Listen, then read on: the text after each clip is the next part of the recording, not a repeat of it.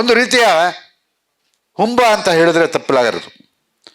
ಬೆಂಕೋಶ್ರೀಯವರು ಒಂದು ರೀತಿ ಹುಂಬ, ಏನು ಬೇಕಾದರೂ ಮಾಡ್ತೀನಿ ಅನ್ನೋ ಒಂದು ಧೈರ್ಯ ಇದೆಯಲ್ಲ, ಅದಕ್ಕೆ ಒಂದು ಸಣ್ಣ ಉದಾಹರಣೆ ನಾನು ಕೊಡ್ತೀನಿ. ಅವರು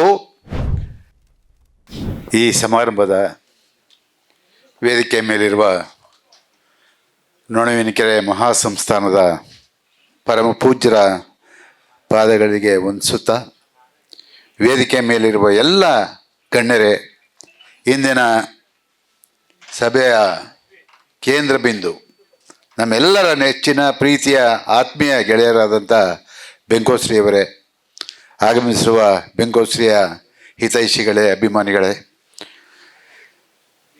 ಬೆಂಕೋಶ್ರೀಯವರ ಬಗ್ಗೆ ಮಾತನಾಡಬೇಕು ಅಂತ ಹೇಳಿ ನನಗೆ ಈ ಒಂದು ವೇದಿಕೆಯಲ್ಲಿ ಅವಕಾಶವನ್ನು ಕೊಟ್ಟಿದ್ದಾರೆ. ಬಹುಶಃ ನಾನು ಕೆ ವಿ ಚಂದ್ರಶೇಖರ್ ಅವರು ಮಾತನಾಡಿಕೊಂಡು ನಾವೇನು ಮಾತನಾಡೋದು ಬೆಂಕೋಶ್ರೀಯವರ ಬಗ್ಗೆ ಎಲ್ಲ ಅವರೇ ಹೇಳಿದ್ದಾರೆ. ಅವರು ಬೆಳೆದು ಬಂದ ದಾರಿನ ಹೆಜ್ಜೆ ಹೆಜ್ಜೆಯ ಗುರುತುಗಳನ್ನು ನಿಮ್ಗೆಲ್ರಿಗೂ ಮನದಟ್ಟು ಮಾಡಿಕೊಟ್ಟಿದ್ದಾರೆ.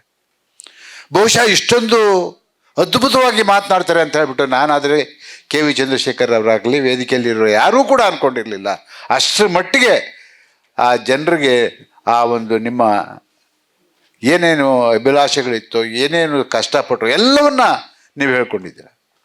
ಬಹುಶಃ 1983ರಲ್ಲಿ 82 ಗೋಕಾಕ್ ಚಳುವಳಿ ಆದಮೇಲೆ 83ರಲ್ಲಿ ನಾನು ರಾಜ್ಕುಮಾರ್ ಅಭಿಮಾನಿಗಳ ಸಂಘವನ್ನು ಪ್ರಾರಂಭ ಮಾಡಿದೆ. ಕರ್ನಾಟಕದಾದ್ಯಂತ ಸುಮಾರು 10,000 ಸಂಘಗಳನ್ನು ಮಾಡಿದೆ.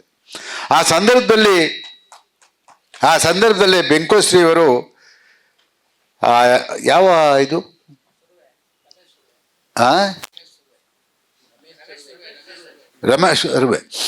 ರಮೇಶ್ ಸುರ್ವೆ ಅವರು ಪತ್ರಕರ್ತರು, ಅವ್ರ ಜೊತೆ ಸೇರಿಕೊಂಡು ಇವರು ಒಂದು ಶಾಖೆಯನ್ನು ಪ್ರಾರಂಭ ಮಾಡಿದರು. ಆ ಉದ್ಘಾಟನೆಗೆ ನಾನು ಹೋದಂಥ ಸಂದರ್ಭದಲ್ಲಿ ಇವರ ಚಟುವಟಿಕೆ ನೋಡಿದೆ. ನಾನು ಒಂದು ರೀತಿ ಪಾದರಸ, ನನಗೆ ಬಹಳ ಖುಷಿ ಆಯಿತು. ಒಳ್ಳೆಯ ಕಾರ್ಯಕರ್ತ ಈ ಭಾಗದಲ್ಲಿ ರಾಜ್ಕುಮಾರ್ ಅಭಿಮಾನಿಗಳ ಸಂಘವನ್ನು ಪ್ರಾರಂಭ ಮಾಡ್ತಾನೆ, ಇವರಿಂದ ಕನ್ನಡದ ಕೆಲಸ ಆಗುತ್ತೆ, ಕನ್ನಡಿಗರಿಗೆ ಒಳ್ಳೆಯದಾಗುತ್ತೆ ಅನ್ನೋ ಮನೋಭಾವನೆ ಅವತ್ತೇ ನನಗೆ ಮನದಟ್ಟಾಯಿತು. ಯಾಕೆ ಅಂತ ಹೇಳಿದ್ರೆ, ನೀವು ನಡ್ಕೊಂಡಂಥ ರೀತಿ, ನೀವು ಆ ಒಂದು ಸಮಾರಂಭದಲ್ಲಿ ನೀವು ನಡ್ಕೊಂಡು ಆ ಒಂದು ಚಟುವಟಿಕೆ ನೋಡಿದಾಗ ನನಗನ್ನಿಸ್ತು ನೀವು ಭಾಳ ಎತ್ತರದ ಮಟ್ಟಕ್ಕೆ ಬೆಳೆಯುವಂಥ ವ್ಯಕ್ತಿ ನೀವು ಆಗ್ತೀರಾ ಅಂತ ಹೇಳ್ಬಿಟ್ಟು. ನಿಮ್ಮ ಆಕಾರ ಚಿಕ್ಕದಾಗಿರ್ಬೋದು, ಆದರೆ ನಿಮ್ಮ ವ್ಯಕ್ತಿತ್ವ ಇದೆಯಲ್ಲ, ಅದು ನಮಗೆಲ್ರಿಗೂ ಹೆಮ್ಮೆ. ಯಾಕೆ ಅಂತ ಹೇಳಿದ್ರೆ, ಆ ಎಲ್ಲ ಕಷ್ಟ ಸುಖ ನೋವನ್ನು ನೀವು ಅನುಭವಿಸ್ಕೊಂಡು ಇಷ್ಟರ ಮಟ್ಟಿಗೆ ಬೆಳೆದಿದ್ರಿ. ಬಹುಶಃ ನಾವು ಅಷ್ಟೇ ನಿಮ್ಮ ಥರನೇ ಹಸುವಿನಿಂದ ಮತ್ತೊಂದರಿಂದ ಬೆಳೆದಂಥವ್ರು ನಾವು, ಅದು ನಮಗೆ ಅರ್ಥ ಆಗುತ್ತೆ.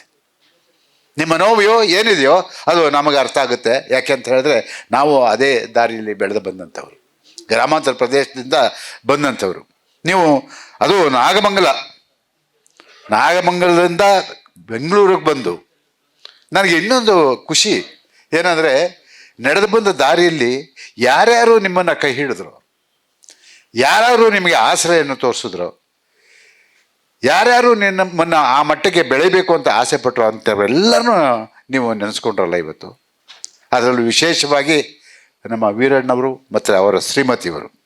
ಯಾಕೆ ಅಂತ ಹೇಳಿದ್ರೆ, ವೀರಣ್ಣವರು ನಿಮಗೆ ಎಷ್ಟು ಆಶೀರ್ವಾದ ಮಾಡಿದಾರೋ ಅನೇಕ ಸಾರಿ ನನಗೆ ಬೈದ ಆಶೀರ್ವಾದ ಮಾಡಿದ್ದಾರೆ. ಹುಂಬ ನೀನು ಒಂಥರ ಏನು ಈ ಬೆಂಗಳೂರಲ್ಲಿ ಯಾರನ್ನು ಬಿಡಲ್ಲ, ಹಂಗೆ ಓಡಾಡ್ತೀಯ ನೀನು, ಹಂಗೆ ಆ ಥರ ನನಗೆ ಹಿತೈಷಿಯಾಗಿದ್ದಂಥವರು ವೀರಣ್ಣವರು, ಅವರ ಶ್ರೀಮತಿಯವರು. ಇವತ್ತು ಅವೆಲ್ಲ ನಮಗೆ ನೆನಪು ಬರುತ್ತೆ. ಒಂದು ರೀತಿಯ ಹುಂಬ ಅಂತ ಹೇಳಿದ್ರೆ ತಪ್ಪಲಾಗದು.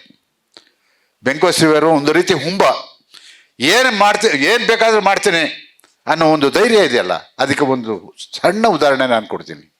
ಅವರು ಈ ಮದ್ರಾಸ್ನಲ್ಲಿ ಮುರಳಿ ಸಿದ್ಧಲಿಂಗಯ್ಯನವ್ರ ಮಗ ಮುರಳಿ ಅಂತ ಇದ್ದ. ಅವರು ದೊಡ್ಡ ಕಲಾವಿದ ತಮಿಳ್ನಾಡಲ್ಲಿ. ಆತನ್ನು ಹಾಕ್ಕೊಂಡು ಸಿನಿಮಾ ಮಾಡಬೇಕು ಅಂತ ಹೇಳಿಬಿಟ್ಟು ಇವರ ಇನ್ನೊಬ್ಬ ಸ್ನೇಹಿತ, ಅವ್ರ ಹೆಸರಾಕೋ ಹೇಳಲಿಲ್ಲ, ಪಚ್ಚಿ ಕೃಷ್ಣ ಪ್ರಸಾದ್, ಅವ್ರ ಹೆಸರು ಹೇಳಲಿಲ್ಲ. ಯಾಕೆ ಅಂತ ಹೇಳಿದ್ರೆ ಇವರ ಎಡಗೈ ಬಲಗೈ ಅವರೇ.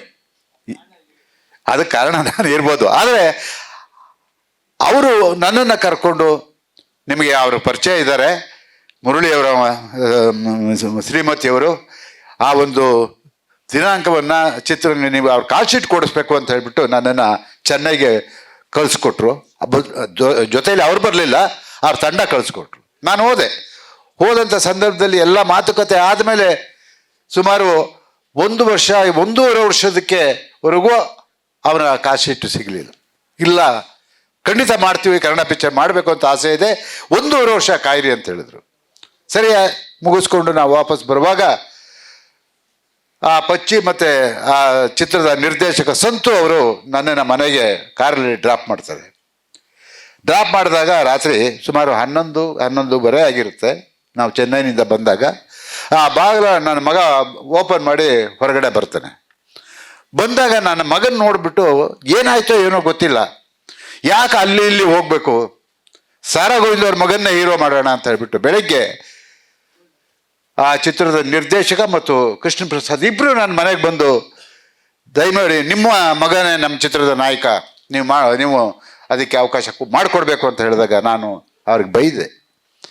ಅವನು ಇನ್ನೂ ಓದ್ತಾ ಇದ್ದಾನೆ, ಅವನ ಆಕಾರ ಅವನ ಎತ್ತರ ಅದೇನೋ ಇರ್ಬೋದು, ಇನ್ನೂ ಓದ್ತಾ ಇದ್ದಾನೆ, ಆ ತಿಳುವಳಿಕೆ ಇಲ್ಲ, ದುಡ್ಡು ಹಾಕ್ತಾ ಇದ್ದೀರಾ, ದಯವಿಟ್ಟು ಯೋಚನೆ ಮಾಡಿ ಬೇರೆ ಯಾರನ್ನಾದ್ರೂ ನಟರನ್ನ ಹಾಕ್ಕೊಂಡು ಮಾಡಿ ಅಂತ ಹೇಳಿದೆ. ಅದೇನು ಪ್ರೀತಿ ಅದೇನು ವಿಶ್ವಾಸನೋ ನನ್ನ ಮೇಲೆ ಅವ್ರಿಗೆ ಗೊತ್ತಿಲ್ಲ. ಇಲ್ಲ ನಿಮ್ಮ ಮಗನನ್ನು ನಾನು ಹೀರೋ ಮಾಡಬೇಕು ಅಂತ ಹೇಳಿದ್ರು. ನನ್ನ ಮಗ ಮಾಡಿದ್ದೆ ಮೊದಲನೇ ಹೀರೋ. ಇದು ಚಿತ್ರ ಡವ್ ಅಂತ ಹೇಳ್ಬಿಟ್ಟು ಆ ಚಿತ್ರದ ನಿರ್ಮಾಪಕರು ಬೆಂಗೋಶ್ರೀಯವರು. ಅವ್ರಿಗೆ ಯಾವ್ಯಾವ ಕ್ಷೇತ್ರದ ಕೈ ಹಿಡಿತೋ ಗೊತ್ತಿಲ್ಲ, ಆದರೆ ಸಿನಿಮಾ ರಂಗ ಯಾಕೋ ಅವರ ಕೈ ಹಿಡಿಲಿಲ್ಲ. ಅದು ಒಂದು ಕಡೆ ನಮ್ಮೆಲ್ರಿಗೂ ನೋವು. ಯಾಕೆ ಅಂತ ಹೇಳಿದ್ರೆ ಅಷ್ಟು ಆಸೆ ಆಕಾಂಕ್ಷೆಗಳನ್ನು ಇಟ್ಕೊಂಡು ಚಿತ್ರರಂಗಕ್ಕೆ ಬರಬೇಕು, ನಾನು ದೊಡ್ಡ ನಿರ್ಮಾಪಕನಾಗಬೇಕು ಅಂತ ಹೇಳ್ಬಿಟ್ಟು ಕನಸು ಕಂಡಂಥವ್ರಿಗೆ ಕೈ ಹಿಡಿಯಲಿಲ್ಲ. ಅದು ನಮ್ಮೆಲ್ರಿಗೂ ನೋವು. ಆ ನೋವು ಇವತ್ತು ಬೆಂಕೋಶ್ರೀ ಅವ್ರನ್ನ ಈ ಮಟ್ಟಕ್ಕೆ ತಗೊಂಡು ಬಂದಿದೆ. ಯಾವುದೇ ಕ್ಷೇತ್ರದಲ್ಲಿ ಅವರ ಕೈ ಹಾಕಿದ್ರು ಕೂಡ ಆ ನಿಷ್ಠೆ ಇದೆಯಲ್ಲ, ಆ ನಂಬಿಕೆ ಇದೆಯಲ್ಲ, ನಾನು ಮಾಡ್ತೀನಿ, ಸಾಧನೆ ಮಾಡಿ ತೋರಿಸ್ತೀನಿ ಅಂತ ಇದೆಯಲ್ಲ, ಅದು ಬೆಂಕೋಶ್ರೀ ಅವರ ವ್ಯಕ್ತಿತ್ವ. ಎಷ್ಟೇ ಕಷ್ಟ ಇದ್ರೂ ಕೂಡ ಅವರಲ್ಲಿ ನಾನು ಯಾವತ್ತೂ ಕೂಡ ಅವ್ರ ಕಳೆಗೆ ಬಂದಿದ್ದನ್ನು ನಾನು ನೋಡಲಿಲ್ಲ. ನಗ್ತಾನೇ ಕಷ್ಟನ ಸ್ವೀಕಾರ ಮಾಡೋಂಥ ವ್ಯಕ್ತಿತ್ವ ಇದ್ದಿದ್ದು ಬೆಂಕೋಶ್ರೀ ಅವರದ್ದು.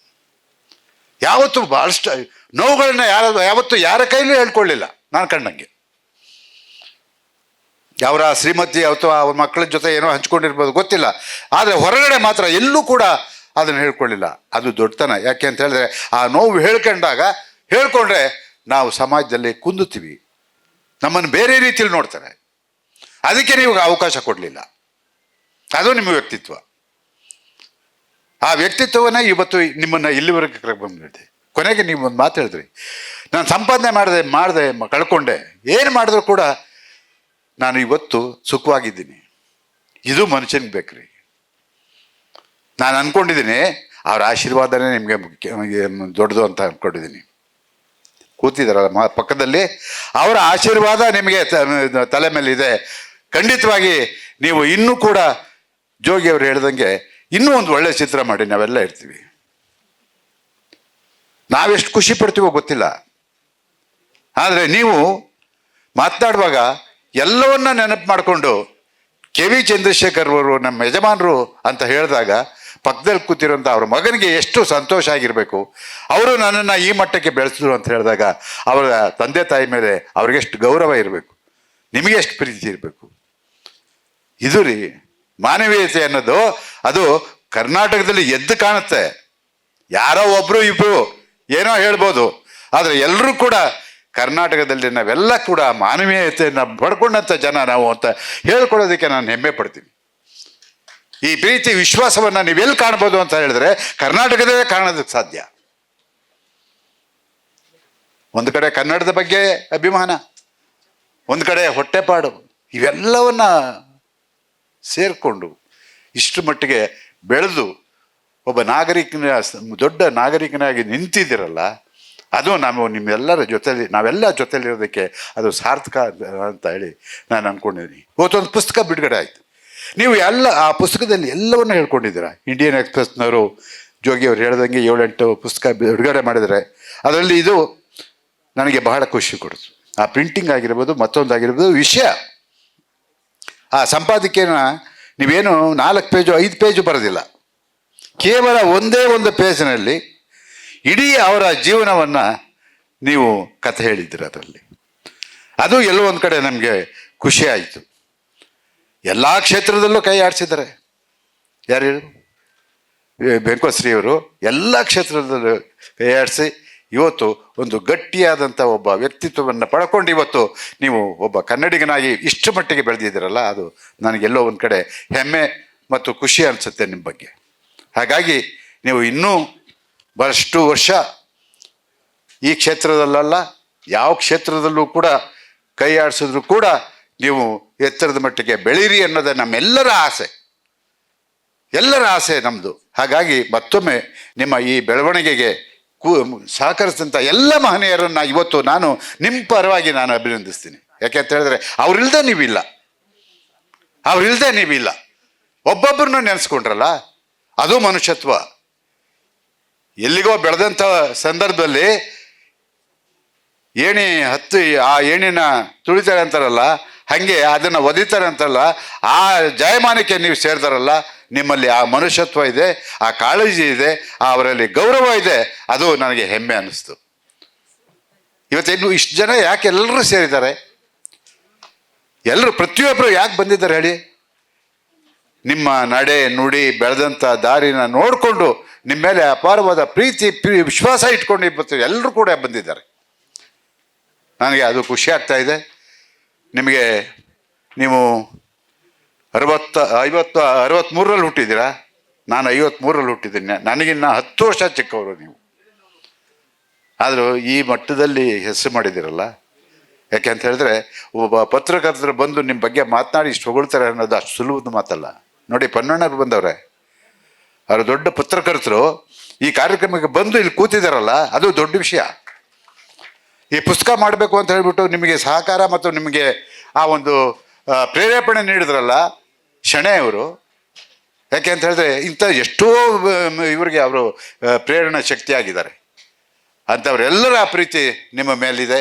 ಹಾಗಾಗಿ ಇವತ್ತು ವಿಶೇಷವಾಗಿ ಪೂಜ್ಯರು ಬಂದು ನಿಮ್ಮ ಈ ಪುಸ್ತಕ ಬಿಡುಗಡೆ ಮಾಡಿದ್ದಾರೆ. ಅದಕ್ಕಿನ್ನ ಒಂದು ಬೇರೆ ಗೌರವ ನಿಮ್ಗೆ ಬೇಡ.